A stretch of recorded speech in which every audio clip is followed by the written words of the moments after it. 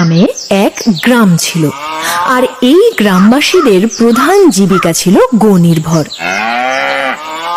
গরু ছিল তাদের কাছে ধন সম্পদ তুল্য। গ্রামবাসীরা গরুর দুধ, ছানা, গোবরের ঘুঁটে বেচে সংসার চালাতো। প্রায় প্রত্যেকেরই কৃষি জমি থাকা সত্ত্বেও চাষের জলের অভাবের জন্য চাষাবাদ হতো না, কারণ একটি মাত্র নদী ছিল তাদের গ্রাম থেকে কয়েক ক্রোশ দূরে। তাই যেটুকু চাষ হতো তা বৃষ্টির জলের উপর নির্ভরশীল থাকতে হতো। এইভাবেই অভাব অনটনের মধ্যেও গ্রামবাসীদের দিনগুলি মোটামুটি ভাবেই কেটে যাচ্ছিল। একদিন সেই গ্রামের উপর নজর পড়ল এক ভূতের। নাম তার গোভূত।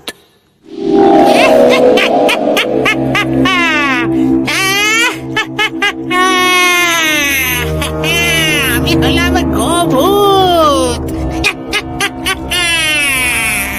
কখন থেকে একটা ভালো গ্রামের খোঁজ করছি, কোথায় পাই? এই তো পেয়েছি। এই গ্রামে কত গোয়াল ঘর, তার মানে এই গ্রামে অনেক গরু পাওয়া যাবে। রোজ রোজ একটা করে গরু ধরে খাবো, আর এই গাছটার মগ ডালে থাকবো।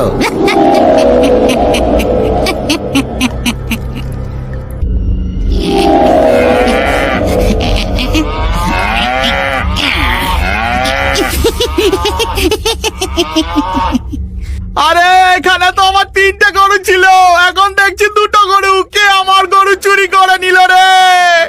আরে কি করব আমি, আমার গরু চুরি হয়ে গেছে। সব শেষ হয়ে গেল।